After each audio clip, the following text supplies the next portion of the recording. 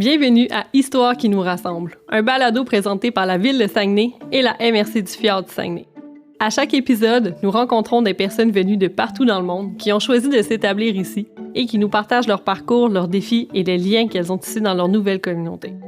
À travers le récit, nous découvrons comment le dialogue et l'ouverture bâtissent des ponts entre les cultures. Bonne écoute!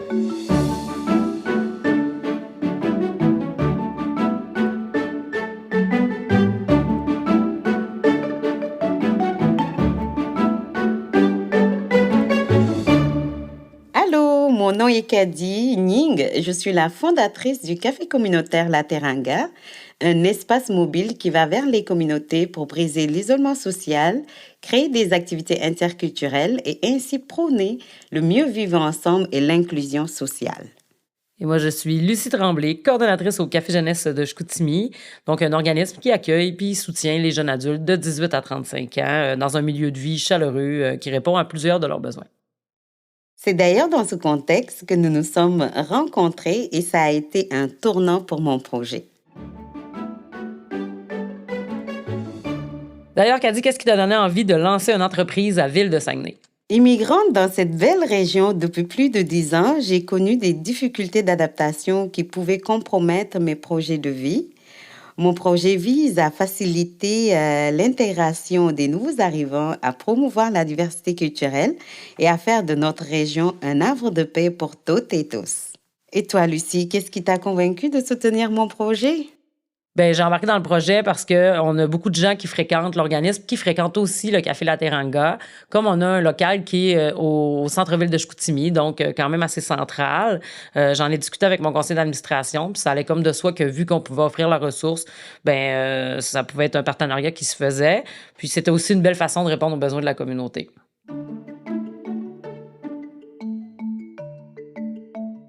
Ton équipe et toi avez été d'une générosité sans pareil.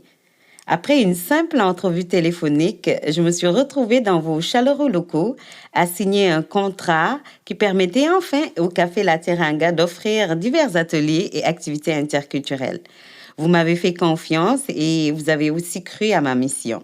De notre côté, on a mis, à disposition nos locaux, mais aussi un intervenant sur place qui était fourni par le Café Jeunesse pour aider Kadi dans l'organisation de l'activité. Mais Kadi avait déjà toutes ses animations, fait que c'était facile, là, étant donné qu'elle fournissait tous les ateliers, les activités. On a eu à s'entendre juste sur quelques conditions, puis à chaque activité, l'intervenant il est là aussi pour créer des liens avec les personnes qui fréquentent l'organisme. Dis-moi, Kadi, malgré ce soutien-là, est-ce que tu as rencontré des défis particuliers?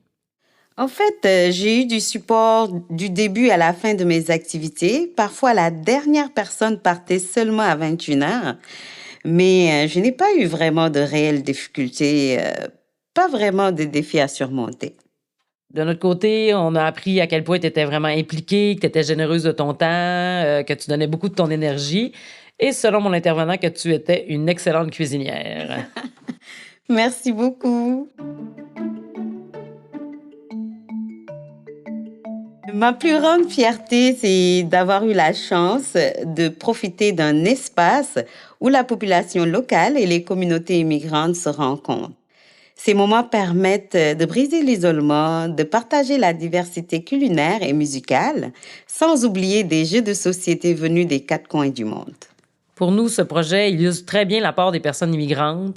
Ça ouvre une porte vers une population migrante et crée aussi des espaces de rencontre et surtout d'échange. Ce sont de vrais moments d'apprentissage interculturel. Kadi, peux-tu me parler de tes prochains objectifs? Mes prochains objectifs, je te dirais, c'est de développer davantage d'alliances avec les organismes de la région, de rester fidèle à ma mission de la Teranga, de continuer à promouvoir le mieux vivre ensemble et qui sait un jour avoir nos propres locaux. Même si je me considère pas une experte en entrepreneuriat, je crois qu'on a beaucoup à apprendre des entrepreneurs immigrants, surtout de l'énergie qu'ils investissent dans leurs projets. Je pense que des initiatives comme celle de Kadi, ça doit continuer à exister dans la région pour diversifier les services et surtout mieux accompagner nos collectivités.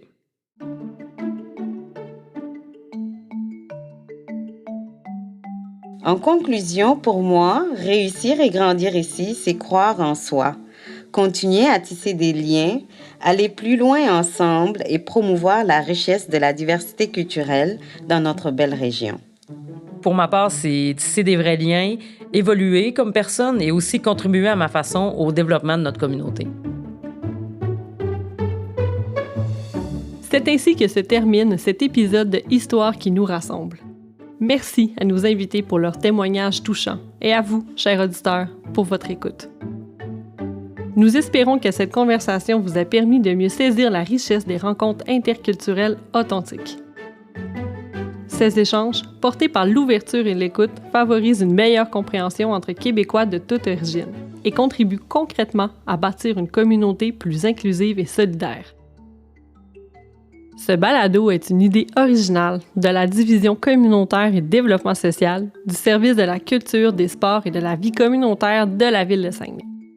Un grand merci à nos invités pour leurs témoignages inspirants et au ministère de l'Immigration, de la Francisation et de l'Intégration pour son soutien financier. Pour en savoir plus sur les projets soutenus dans cette entente, visitez immigration.saguenay.ca.